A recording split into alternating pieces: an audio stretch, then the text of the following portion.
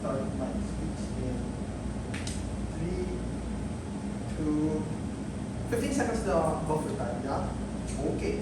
2, and 1. Ladies and gentlemen, have you ever wondered what you could be doing in your life if you could do something, but you can never possibly get it because you don't have enough time, or maybe you might die? Well, we'll tell you this: with immortality, you could reach that goal, or maybe at least with a longer lifespan. So, first things first, before I get into anything, I want to tell you that this is a policy motion. We need to explain that striving for immortality, we need to explain what striving for immortality looks like. First of all, immortality looks like this. How it would work or look like is spending all these human resources like time, labor, and money in the pursuit of technology that allows us to extend our life as far and as much as possible. So who are the people that's going to be doing this? Well, it will be including companies, or entire countries, individuals, or everyone, just everyone in doing this to pursue for the goal of a longer lifespan. So what will this look like? Well, we will have more funding on finding for the cure for cancer. We will try to find ways to remove genetic diseases and try to improve quality of life. We will try to find a way to reverse aging, or maybe stop aging in a way, and extend our life as much as possible. So we are here to defend 2 burdens. What are these burdens, you may ask? Well, for the pursuit of why the pursuit of immortality is good, pursuit of immortality, and what if life would be better, and why life is better if all humans were immortal. So we are trying to champion the banner for an improved quality of life. And here are our arguments on how this will happen, why this will happen, and why this is good for it to happen. So our first argument, why the pursuit of immortality is better for everyone, which includes the poor, the rich, and just those of the middle class, and why even if we fail, even if we fail in this goal, why it's still better for humanity in itself. So let's look at just a bit of a lesson here. The average age of every single person of the entire world back then. In 1970s, people lived to an average age of 50 years old. And nowadays, 2024, in our age, they live for the age up to 72. And that's a pretty big leap, around 50% increase in around 74 years. And in 2080, it's expected to increase to 87, which shows that we are in that right direction for living a longer lives and higher quality lives. So in a world where we push for immortality, we have this runway, or this idea of pushing for of trying to have a longer lasting life. And if we fail at getting immortality, if we somehow find out it's impossible, at least in our world, people of the poor, people of the rich live longer and have more time to do things that they want, have more time to enjoy their life, and have more time to spend their lives with their families. Yes, I will take them. Let's say you find immortality. When do you stop? So, we finally found immortality, the holy grail, the immortal fantasy of the immortal well of youth. Well, I'll tell you this. Assuming it works out, and why it's better, assuming that it works out, why is it better?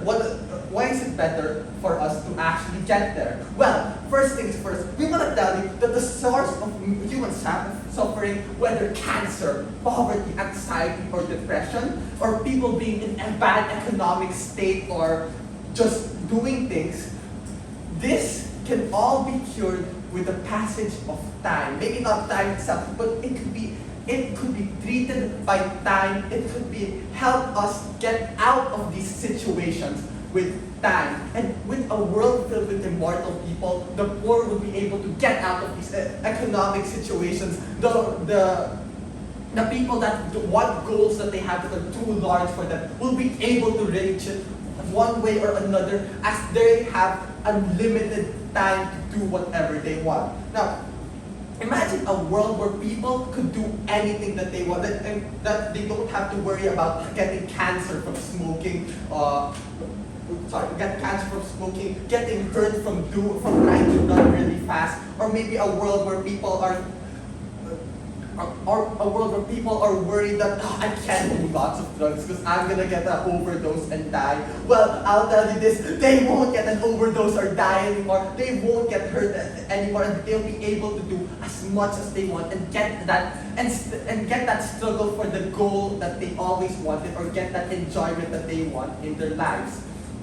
So I will not take your POI. So some preemptions here that they may say why immortality may be terrible, why it may be scary, everyone. It loses the value of why we may not want immortality. First things first, they might say, it loses the value of life.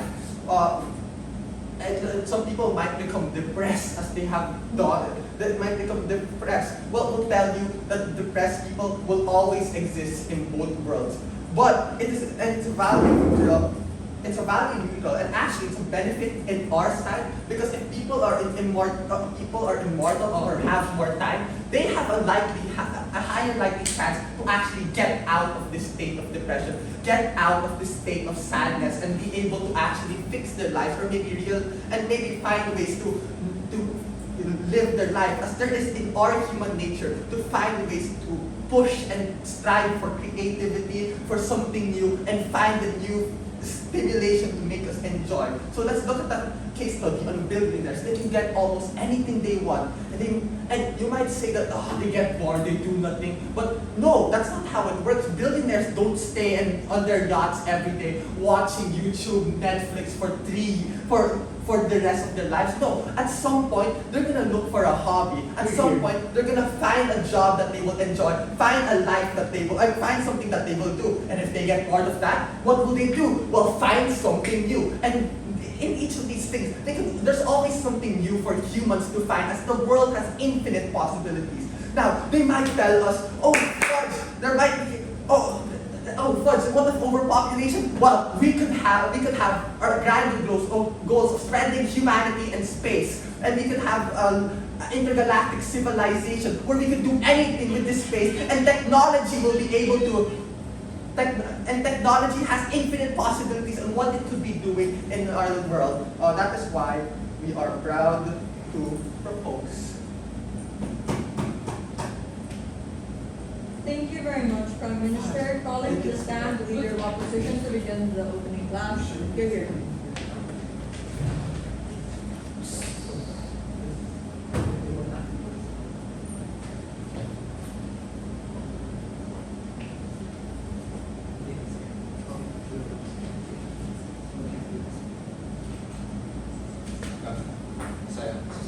That is not my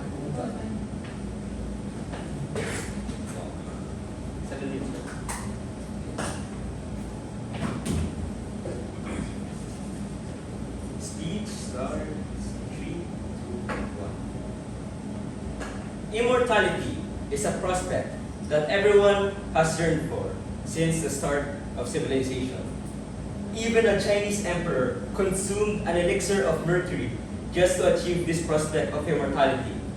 However, dear Madam Speaker, imagine 100,000 years in the future from now, we believe that these individuals who opt for a choice of immortality would lose their sense of meaning, would be the destruction of human relations, and become alienated from the human race itself.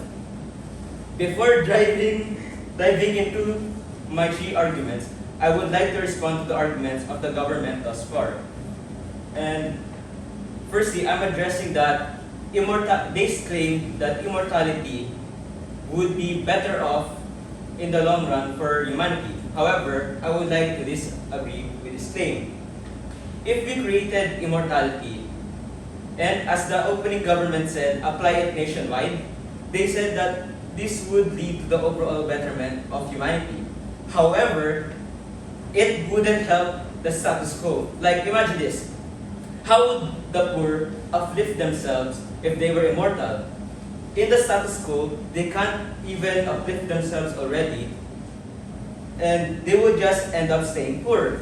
Even if they had more time, if people above them who are richer, have more capability, and also immortal, were there on top, then they could just simply push them back down, stay in their little rut, and they would stay depressed and poor. For then, like, and think about it. Okay, now I will explain to you, Madam Speaker, why immortality would lead to the lack of meaning in life, the destruction of human relations, and ultimately alienation. So, firstly, meaning of life is valuable as it is now because of the limited time that we have in this world. If you were offered $10 million today but found out you'll die tomorrow, you would probably choose to keep your life. Why is that? Because the limited time that we have is the very aspect of life that makes it so meaningful. We don't even need to think of it in a philosophical aspect. Imagine playing your favorite video game, then you just got access to everything without your own effort. You would essentially be a god in the world of the game. But on the other hand, do you really want to continue playing this game? I mean, you've already won. And I guess this would translate to having immortality, because the infinite amount of time would bring you an infinite amount of possibilities. But in doing that, what's the point to go on? When you know you have a million more eons of time to do these things, so why would I still continue if, firstly, human hobbies, they're very limited, and in the long run, they wouldn't really last. So there will always be something missing from our lives because we're immortal. There's literally an infinite amount of possibilities, and to the point that this will become redundant. And we can't say that they can just move on to a new hobby because, I mean, it's already happened a million times, so they've seen it in their lifetimes. And secondly, the destruction of human relationships. Let's make this clear. If someone was randomly offered immortality, that person would probably think that's freaky shit, man, and I would probably deny it. Or if I had depression, why would I want to add 1,000 more years to my life? I mean, I don't even want to be here right now. So I add 1,000 more years. Like, imagine that. I mean, okay, a part of what makes immortality great is because you have an infinite amount of time to be with your family. But not everyone would want to go with this. Come on, because like, firstly, think about it. It's freaky shit. You're just immortal. I'll drink this random mercury and then I'll become immortal. Okay, thanks. But like, think about it, not everyone would want that. And that just breaks the point that they have that this would make them happy because it breaks the relations that they have. And then my third point, which ties in with my second point, is alienation.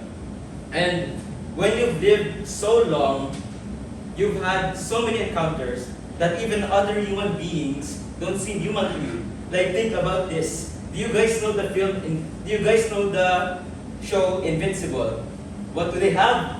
Viltrumites. And what are these Viltrumites? They kill each other to get the most effective people in their BOI.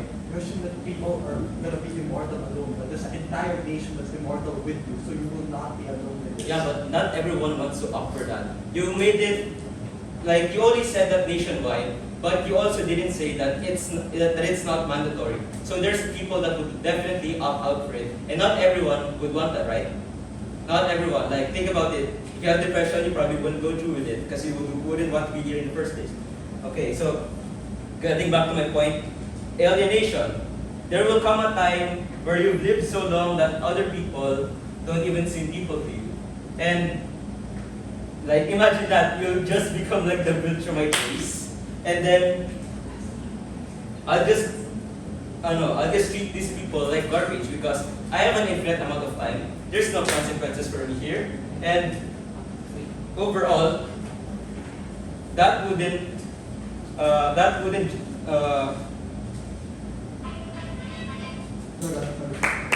overall, maybe actually I'm not done. Verse 34:7. And then overall, that wouldn't make the lives of the people who are immortal happy in the long run.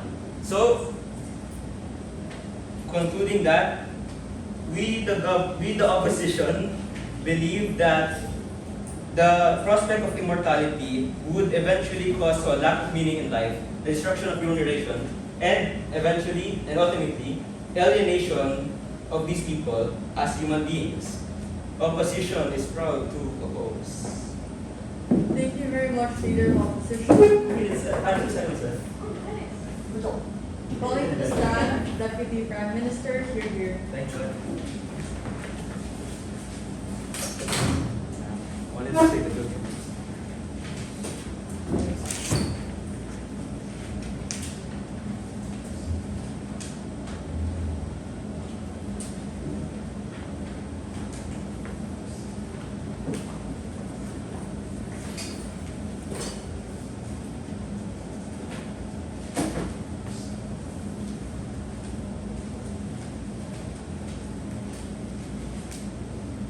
Starting my speech in 5, 4, 3, 2, 1. Madam Speaker, ladies and gentlemen, similar to how opposition side earlier prepped for the wrong motion, I think they misread the motion.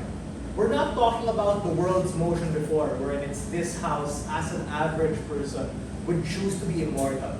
The motion is this house would strive for immortality, which boxes out a lot of things the previous speaker tells us, because last time I checked, I can't really opt out of genetically having a longer lifespan, and we think that this pursuit of immortality was very clear coming from Hesaya. He talked about concentrating human effort and capacity to be able to live longer, even to the point that we live forever. And that is a golden nugget you already get exclusively from government, where we have the eradication of cancer, of heart attack, of stroke, of debilitating diseases, when people achieve this fountain of youth and are able to live forever. Now, Jordan asks us something very interesting. Up to where will this go? When do we stop? And the answer is very simple. We don't. Simply because previously, thousands of years ago, what we thought was the potential was being able to reach and touch the sun. But what did that lead to? The discovery of things like Mount Everest and surmounting what we previously thought was possible. Everything what we once thought was not capable, through time, was actually proven to be shed light upon, making things clearer, and ultimately pushing the frontier of human capacity. Before I move on to my extension, several rebuttal against their bench in general. Firstly, when we talked about how, we no longer have a sense of meaning, we think that Hesaya already preempted that in his case, where he talked about how this is value neutral. People on both sides will be anxious and depressed. People on both sides might end up offing themselves. But what happens on their side? They only have hope, Madam Speaker, when they live every day trying to hope that things will be better. But at some point in time, Father Time comes knocking, and they eventually die. They succumb to circumstance, they succumb to old age, but ultimately are shackled by the human capacity, which is time. On our side, we remove that from the equation, and everyone has a level playing field, whether you start off rich, whether you start off poor, whether you start off franchised, or whether you start off disenfranchised. So we think that we flip that argument, and we tell you that poor people are actually better off on our side. How do I mechanize that? Saving 20 to 100 pesos a day and investing that in the equities market at some point in time will lead them to compounding enough money to be able to get out of their situation. That is opposed to a status quo, wherein even if they do that, they have conflicting responsibilities because time is scarce. They have to feed their family, they have to go to a job, they have to deal with things like illness, and ultimately, the desperate become more desperate and are left to their own devices. Secondly, he talked about this idea of being isolated from humanity. And Hesaya already told you in his POI that this only becomes scary if you're alone. But if we strive to be immortal and over time increase human lifespan, which we tell you is going to be gradual, and at some point in time everyone will live forever, that doesn't become scary at all. I miss my deceased grandparents. I get anxiety when I'm worried about my parents going before me. I get worried about my child not having enough economic circumstances. But newsflash, if we strive for immortality, all of us will be able to enjoy those things at the same time. You have the combination of multiple generations of people living together. And that's where this idea of interplanetary travel comes in. Trust me, it's not crazy, and that's exactly my extension. Why won't we get bored? Why won't we get insane? Ladies and gentlemen, before the Wright brothers were pushing the human frontier when they thought that flight was something not possible. Heck, before we were sure that Earth was the only habitable planet. But now we are aware of the capacity of interplanetary travel and hopefully terraforming these particular civilizations to push human capacity outside their own planet. That responds to, what if people get bored? What if rich people don't find meaning in what they want to do? And Elon Musk is a concrete example of being a visionary, of pushing human frontier and capacity to do amazing and great things. There's your response as to why we won't stop and why ultimately you can still get actualization on our side. And in fact, you won't die doing it, right? In fact, resources won't be as scarce. Sure, it might take longer. We accept the burden that striving for immortality will mean we neglect other things in the meantime.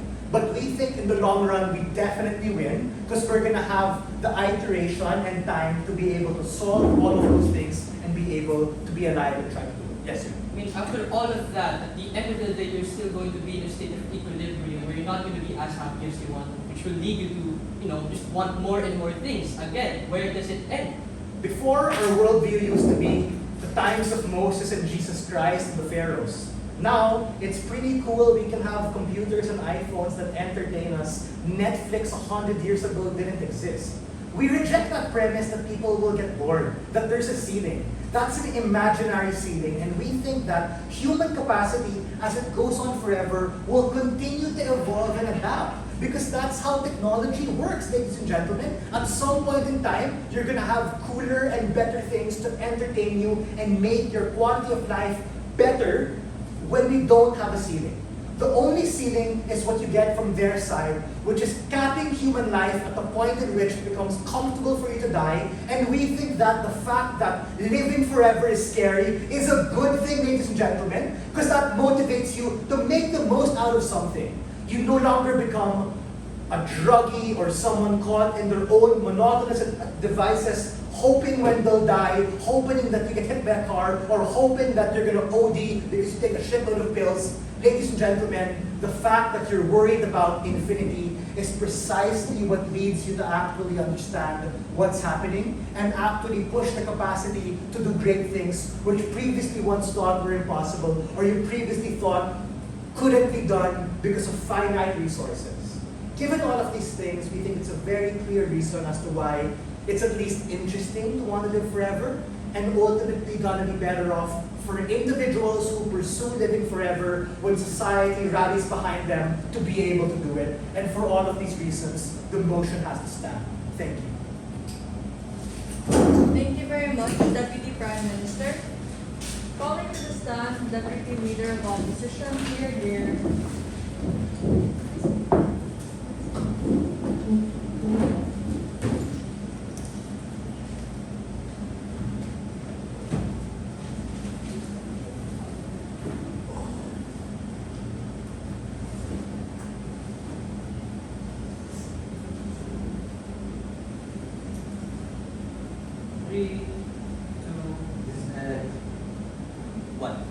Ladies and gentlemen, if I had 10,000 years of immortality right now, and the next WUDC that will happen 10,000 years from now, right? Kuya Seth wanted me to win WUDC. I have a simple question. How much time would I actually spend training debate for that WUDC?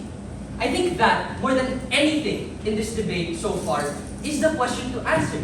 Because while government says to you that a world of endless possibilities will occur, endless amounts of benefits on their side of the house, the sad and depressing truth is we are never going to reach that endpoint because of the fact that there is no endpoint as to what Hesaya and Kuya Sef already mentioned, that they continue to strive for new innovations and all of that stuff. As they said, two things in my speech. Number one, why people are going to be destined to be lazy. And number two, the process in which you want to strive for immortality curtails the actual people in the short term just to engage with their own point from Hesaya. But first, before I get into my arguments, a few points of rebuttal. They said that all human illnesses, like cancer, like COVID, all of that weird and bad stuff will go away because you can live forever. But the problem is, regardless of your position in life, whether you are happy, depressed, sad, whatever it is within your predisposition in life, you will always have a particular problem to face and experience. That is precisely why billionaires are still capable of being sad or depressed, while alternatively, sure, poor people can also be happy at the same time, right? Regardless of your circumstance in life, you're always going to have a problem. And the mistaken presumption of government is that immortality is the blanket solution for all problems. That's what Hesaya said when he said that, every single illness will be curtailed and we will finally have a chance of living our best lives. We will tell you that isn't necessarily true. Number two, they said that billionaires at some point will find something new and that there is a reiterative process of not being bored. That's also what Josef said. But, Madam Speaker, because you literally have an infinite time between your point of boredom right now and the next time that you will get bored, what is the incentive for you to actually have a turning point? As to what I said in my intro, if I had an unlimited amount of time between now and the next WUDC, why the fuck would I debate for WUDC? So, what oftentimes is the turning point for billionaires to actually move their ass and say, oh shit, let me give my money, my immense amount of wealth to charity, or let's actually spend some time with my family, is because of the fact that their mortality is getting up to them. The fact that they're almost about to die, and that is the turning point in which they actually start to move. When you take away that turning point in the first place, what is the incentive for you aside from this weird notion of innovation, which again, if it is endless, there will never be a stopping point. Number three, they said that the human capacity will continue to evolve and adapt as per Josef's case. But again, I think the missing piece of context behind these innovations, behind the reason why we got iPhones and laptops now, is because people want to change and people want to leave behind a legacy. Madam Speaker, if everyone in the world, or everyone 100 years from now, did live and they continue to live on forever, what does that mean? Why is there any incentive for you to actually evolve past that certain point? Because you will never have, because you will never need to leave behind the legacy because you're always going to be bored. I'll take it a bit. And lastly, the loss of meaning is value neutral. But Madam Speaker, it's really not value neutral. And the reason it is so is precisely because because time is scarce. If you have unlimited amount of time, you will have an unlimited amount of time being bored, which offers you no particular incentive. Go. Why is the harm of you getting bored worse than eradicating the harms of cancer? I mean, because of the fact that boredom will never end. At the point in which you say that, we'll have all these innovations and everything, the problem still remains. I mean, sure, maybe cancer will be solvable. Immortality can never be solvable. Leading to my argument. Number one, you are a lazy piece of shit. Now let's be clear. Normal debate rules apply. You aren't Elon Musk, you aren't Albert Einstein, you aren't Isaac Newton. You're your average Jaron Pomer who mistakes the motion that you should be preparing for. And this is important because the way in which you live life right now will ultimately generally be the same life that you live in the future. I know it's depressing, but it's true. And the thing is, we eventually get to a state of comfort, a state of equilibrium, where we'll never be satisfied with our results. This means that no matter how good you feel in the present, you're never going to stay happy. In fact, in a world where everybody is immortal, you probably feel even worse. Why? Because there are other visionaries, like your immortal Elon Musk, who will do all the things that you thought of doing, and at that point, if you're also immortal, what's the point of you even trying in the first place? No. Look, we understand that immortality, we understand the world in which immortality looks like in government's world. What is that world? It's literally heaven. That's what the world of government looks like. And we tell you that heaven is only something to be sought after because there is an endpoint to our lives right now. It is an idea inside of our heads, that all the shit that we've done, all the human shit that we've done, at a certain point ends. And if we did good, we go on to live immortality. And if we did bad, well, we're going to hell also for immortality. The point of the matter is, inside opposition, the end matters. That is precisely why government doesn't have an endpoint. That's precisely why everything that you will do, even if you cure cancer, even if you cure all forms of illness whatsoever, you will never reach to an endpoint in which you are satisfied. So for all those reasons and more, proud to oppose.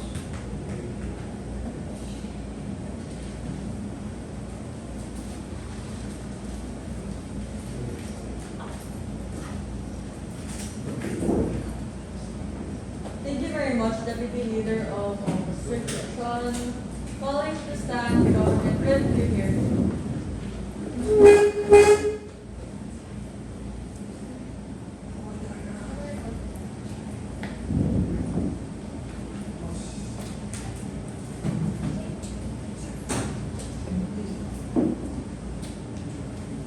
Please give me a moment as I try to set up. As I try to set up.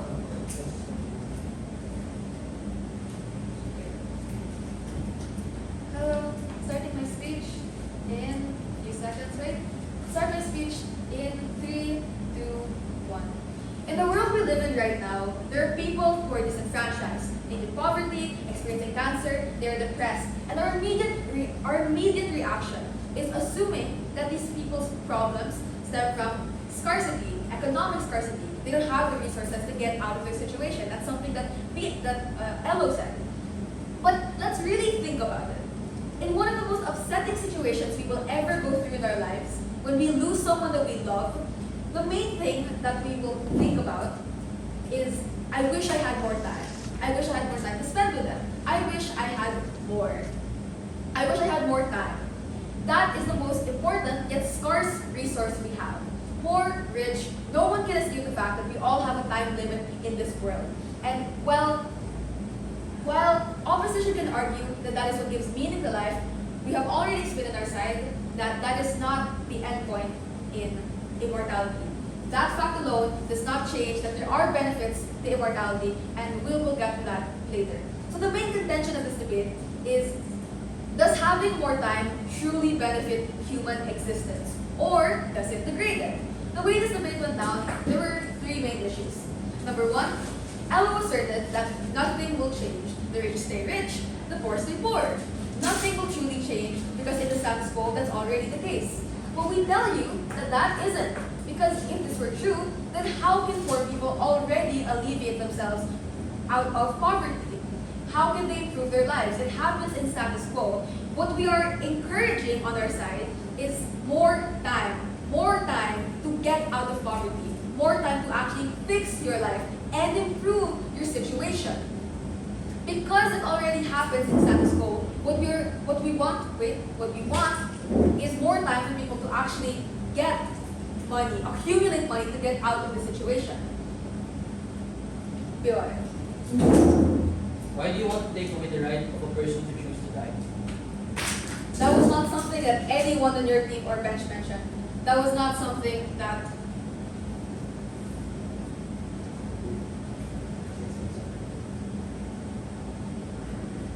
Why would people even want to die in the first place? The reason why we encourage immortality in the first place is because they have more time to actually get out of situations wherein they would want to die. Depression, as Hesaya already explained, exists in exists in both worlds. It is value neutral. We'll explain a little bit more about that later. But it's value neutral. But at the very least, because of innovation, there are lesser reasons why a person would die. A little bit more on that later. Anyways, Gov highlighted that the people who benefit the most from a longer lifespan are disenfranchised people because they want to improve their life, yet they never have enough time or resources compared to richer people. But having more time to actually gain these resources gives them better chances at actually getting out of their situation. Elo literally gave you the psychology behind bored, aimless people. Depression and meaninglessness will always exist, but no one is guaranteed to stay this way just because there's infinite boredom. At the very least, we eventually reach a point where innovation can improve these people's lives. The third, and I think the most contentious part of this debate, is the question of when does it end? Dio told us that we get caught up in human pursuits and all these desires to win WUDC. But at some point in time, the reality is that if we live forever, at some point, Jaron could become a world champion. You never know. Isn't that reality at least a little bit entertaining or a little bit interesting? You get endless iterations on our side, and even if in majority of them there are harms, there still becomes realistic hope because there will be a few permutations in which you do succeed. It's kind of like Avengers Endgame. Of course, there could have been so many possibilities of things going down wrong, yet there was one possibility where things went right, and that is what matters. If we do live forever, we are able to live to see that even if there's this limbo for a long time, there's a trade-off we're willing to make on God's side. Jaron says that if he has unlimited tries, maybe he isn't going to want to strive to be a WDC champion. He asserts that he'll become lazy. But we don't agree with this premise because Hesaya already told you that getting bored is not as bad as suffering the harms of cancer. Jaron's response was that cancer cures are discoverable, but immortality is irreversible. But we told you that on our side, we get to the cure faster because we are motivated by the root cause of the problem, which is premature cell death, which gets eradicated when we strive to be immortal. Opposition speaks from a position of privilege and assumes that this end is something that everyone will find pleasing and comfortable. Ladies and gentlemen, if we live forever, there will no longer be regret because we will have the opportunity to have endless iterations of what we can do to reach our potential. That is something that Josef already said in his speech. So, as I near the end of my speech, I'd like to remind everyone that at the heart of this debate, we are discussing what can improve people's lives in the long run. What can take out so many of the issues we experience on a day-to-day basis. What so many people have to live with, whether it's in themselves or whether it's in the people that they know. Cancer, accidents, not having enough time with their family. And as I said earlier, as Josef said in his own speech, we might never truly reach immortality. But in the process of doing so, we are improving innovation, technology, and the quality of life of people, something Hesaya also said. But more important than all of these innovations, we are giving people the scarcest resource in the world, which is time. So when you strive for something, the process to getting there is never instantaneous. But at least striving to get the immortality will produce results, will improve people's lives, will show that there is a way for things to get better, and you are not stuck at a standstill for the rest of your life. Contrary to what opposition said. And for all those reasons and more, very, very proud to propose. Woo! Thank you very much, Government Whip. Calling to the stand of Mr. Here. Got this.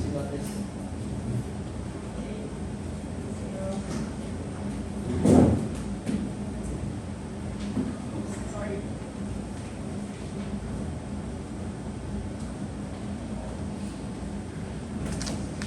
That was very fun. Okay. Woo! Boy. Starting my speech in 3,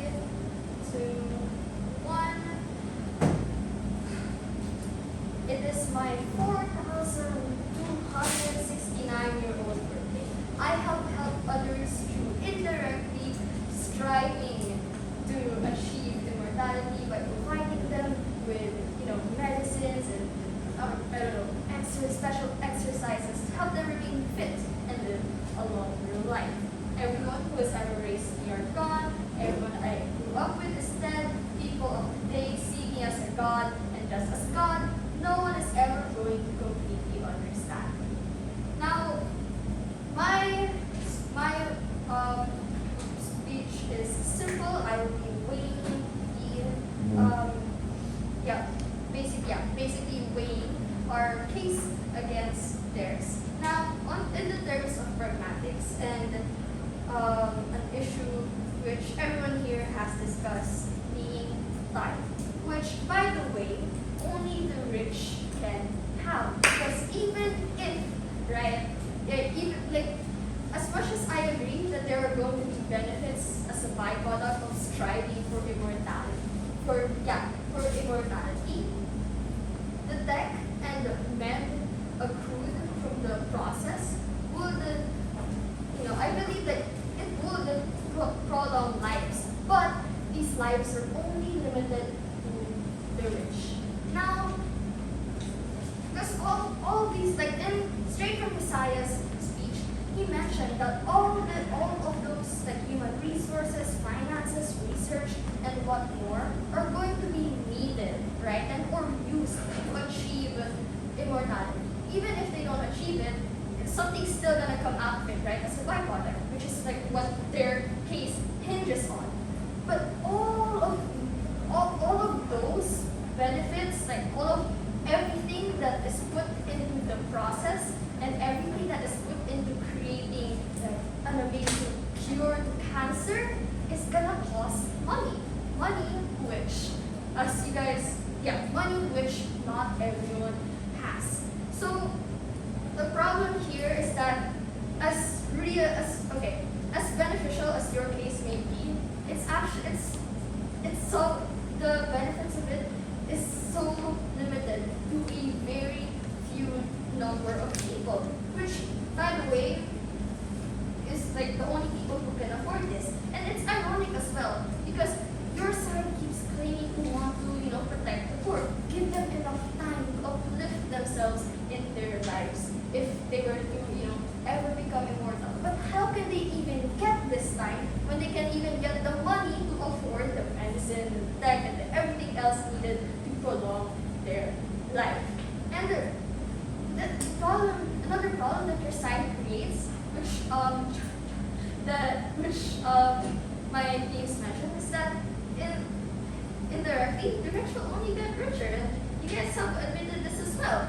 True, because though not immortal, they're more likely to have access to everything they need and want, right? Which, so while this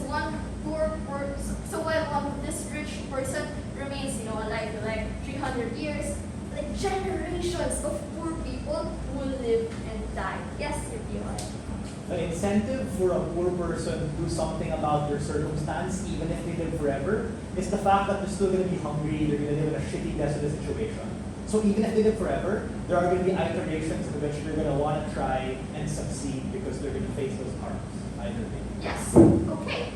There are going to be people who don't want to live a life of poverty. No one wants to live their immortal life in poverty. But the thing is, with people in poverty, their main focus is to live or have enough for the next day for them and their family. And this limited time which they have in the status quo is what fuels them, because they are aware they cannot live forever. And this is something that Jaron mentioned in his century-long training for WTC. This time, or this limited time, is what motivates or pushes people to want to uplift themselves, their family, and their family in life. Because, as I said, no one wants to live their immortal life impoverished, right? And that's even in the best case scenario, because you're not gonna even get these medicine or these treatments or these fancy exercises or whatnot to these people in the first place. It's all gonna become concentrated within the rich, the wealthy, and the corrupt, because it's pricey as heck. All of those research that you mentioned, all of those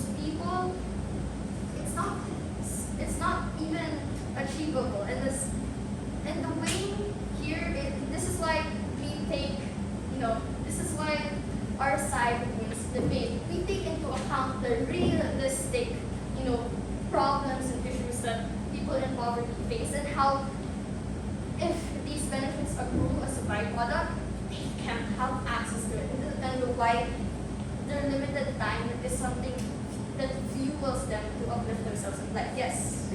We said earlier in the framing that everyone will be getting this in a everyone will be getting the benefits in a slow way.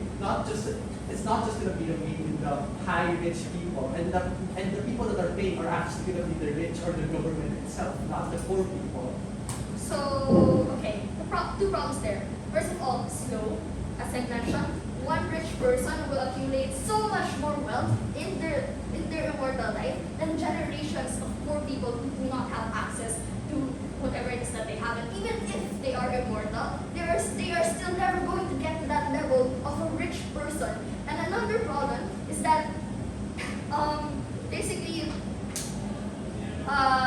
okay, sorry, I lost track. But as I've said, it's never going to be enough. You are not, alright, you're never going to be on the same level as a person who can live comfortably in life. So if anything, you're just making the poverty gap even wider, and that's something we believe is not worth all of the world's resources and whatnot. For those reasons, we're very glad to oppose. Thank you very much, Opposition Whip. Calling to the stand, Opposition reply. Here.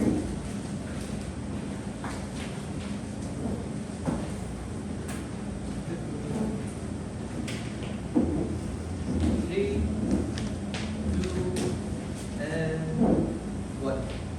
Madam Speaker, this must be a really hard debate to crack. Insofar as this debate evolved, it literally became a singular debate about one singular central question. When do we stop? From the past, like all of the speeches before me, that was literally the singular question that they wanted to answer. When do we stop? Which, by the way, just to clarify, something opposition made specifically clear and contributed to that clash and took center stage in this debate. So what did happen? They said that no more death equates to a possibility for a perfect utopia. As heaven, something akin to heaven, as I said in Deputy Leader of Opposition. To a world constantly evolving, changing, and finding new things to do. And they really did try to preempt a lot. They said, well, billionaires don't get bored. They will find somewhere else, some things to do. They just need the time and all of that stuff. Or from Kuya Seth, from how we eventually evolved from a species of sticks and rocks to a species from cell phones and laptops, the same way that innovation happened across time, that will continue to evolve across, basically infinity. People will always find something to do. But Madam Speaker, government side never directly answered the analysis from opposition. We told you that more likely than not, you're not going to change. And in a world filled with immortal people, you're always gonna be, in a constant state of misery. Literally forever. Why? Because all of those people, those very minute, small population of people who will contribute to all of the things that you yourselves mentioned, leads to a world in which you will always feel inferior to those who are far better than you. And guess what? That's never going to change. Why? Because you can never escape that particular fate. I think the central issue and central problem with side government is their lack of an imagination. And no, it's not because they're stupid or dumb or whatever. It's literally because they can't answer the central question of when does it stop. They make the conclusion that their world is filled with hope, when that uncertainty that they themselves cannot answer in their speeches, is literally the complete and utter lack of hope. But what do you essentially get from opposition? Really simple. You get an end. You get an answer to the central question of this debate. You get all the things, or you get an end to the misery of, hey, being poor or living your life poor, or even the misery of being a billionaire who has access to literally everything all the time, and you can't find an end to that. What opposition champions is an end, a stop point. The way, like the point where we say, oh, it's time to stop, which you don't necessarily get anywhere from side government. So for all those clashes, from all those things that was said throughout this debate, the question of when do we stop only really is answered from side opposition. For all those reasons, Thank you very much. Opposition reply, calling to the stand. Government reply, here, here.